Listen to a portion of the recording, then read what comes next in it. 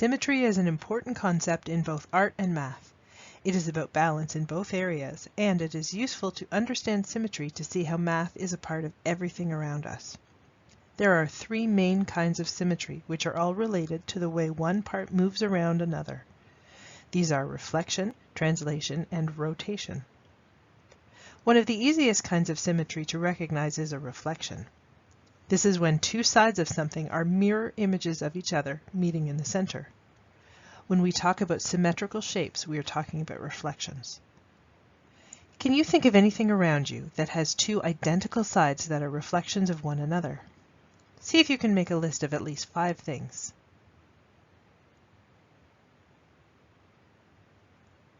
Your list of symmetrical shapes could have included many different things, from butterflies, flower pots, and spoons, to things like your own face and body. If you drew an imaginary line from the top of your head down to the ground, you'd find each side of your body is the same. 2 arms, 2 legs, hands, feet, and more. Even the parts you only have one of, like your nose or mouth, are basically the same on each side. When we draw a line through the center of a shape to divide it into 2 parts that are reflections of each other, we call that line the line of symmetry, or the axis of symmetry. This diagram shows examples of shapes that are symmetrical, the same on both sides, and asymmetrical, where each side is different. When we look around, we see examples of symmetry everywhere. All vertebrate animals, for instance, have bodies that are symmetrical. They have evolved this way for many reasons. Symmetry aids motion, like walking, as well as many other functions. When we look at faces, like this sculpture, we can easily see the symmetry.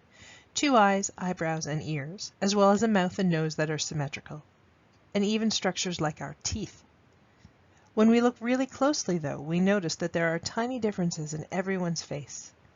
Sometimes one eyebrow is slightly higher, a nose is a little bit crooked. The differences increase when we add in facial expressions, wrinkles, and hairlines. For many artists, these details are the really fun parts, where we can draw or sculpt a face that really looks like a specific person. Spend some time looking at this artwork. We see a portrait that is viewed straight on. His head is not tilted or turned. This is the most formal kind of portrait.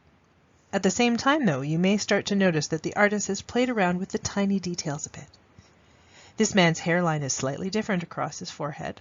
His right eyebrow and the creases in his forehead are slightly raised, and there might be a very small curve on one side of his mouth as well. It is these tiny details that give us the most sense of this portrait having a personality and of being a specific and unique person.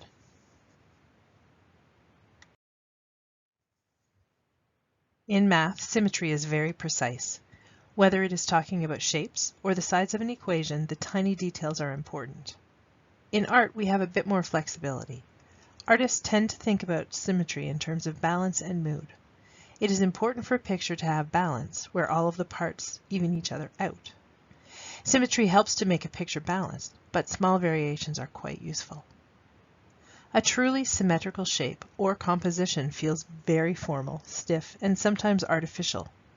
An artist can use this to affect the way that we feel when we look at an artwork, and if they want something a little bit more relaxed, they shift things around a bit. If we draw a line down the center of this image, you'll see that the line of symmetry divides each side into equal parts. The line goes through the center of both stars, the large arrow, and even the words. There are the same number of letters on each side. The artist has allowed himself to work with subtle differences, though, too. There are different letters on each side, and the edge of the red shape is uneven. Even so, this image captures the feeling of formal symmetry while also allowing a bit of life and fun to creep in. Here is an example of a still life painting.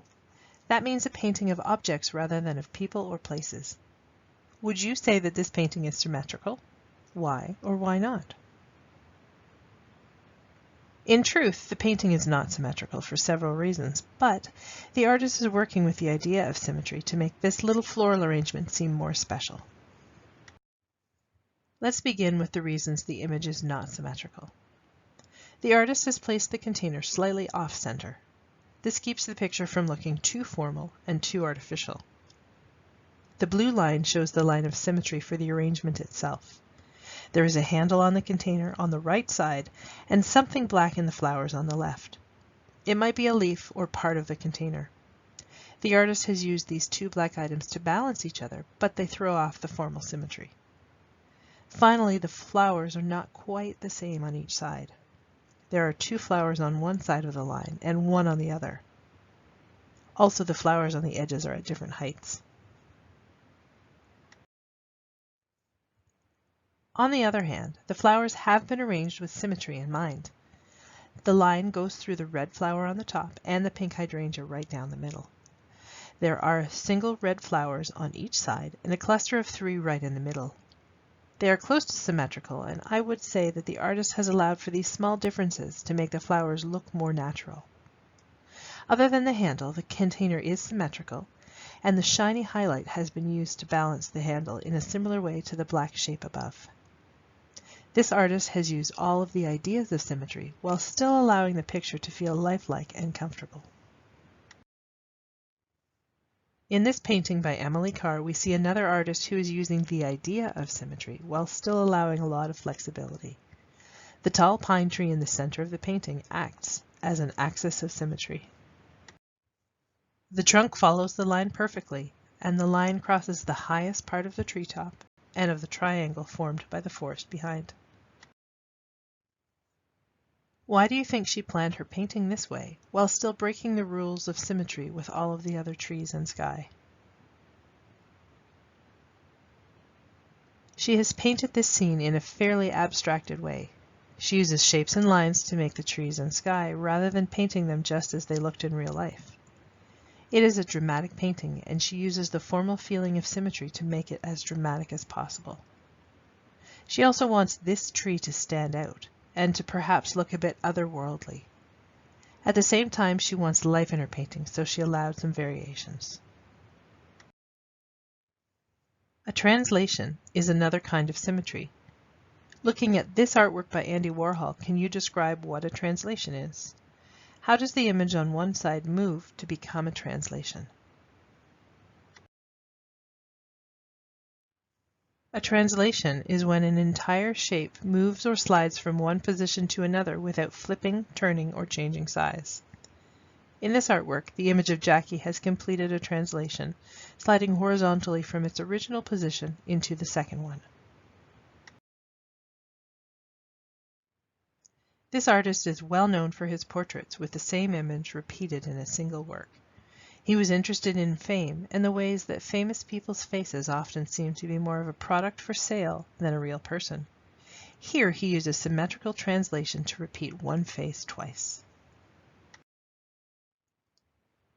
The third form of symmetry is rotational or radial symmetry. Thinking of the name and the image that you see in front of you, describe what this kind of symmetry is.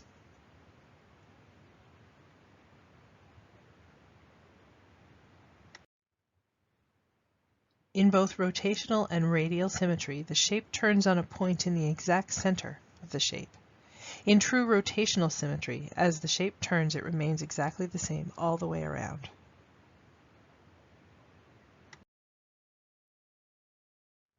This painting by Claude Toussignon is a great example. He was an artist interested in color and the way colors looked when they were beside other colors. Notice how some of the rings seem to pop out while others don't. The other interesting thing is that if you stare at the blue dot in the center for 10 seconds and then look at a blank white surface, you'll see an image of the whole artwork. Blink a few times and that will help you see it. A blank screen will follow if you'd like to try this experiment.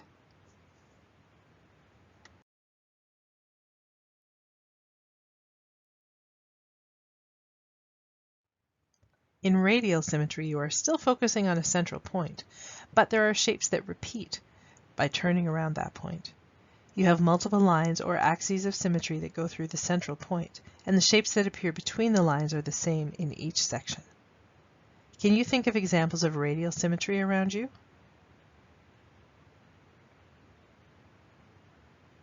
The natural world is full of examples of radial symmetry. Everything from the petals of certain flowers and plants, such as daisies and clovers, to starfish, snowflakes, and even pine cones or the core of an apple if you cut it from the side. In this artwork by Barbara Steinman, we see a large sculpture that is made up of 38 pieces of frosted glass attached to a circular base. It is inspired by a roulette wheel, which is a kind of game that uses a wheel that spins and a marble that lands on one section when the wheel stops. Players must guess which space the ball will land in. When you are in the gallery with this sculpture, the room is very dark. There is a light shining from above, and a sound plays of a real roulette game.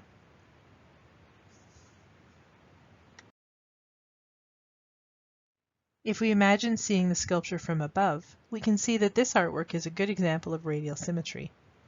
Each of the pieces of glass is the same size, and if we were to draw lines along the edges, they would all cross in a central point.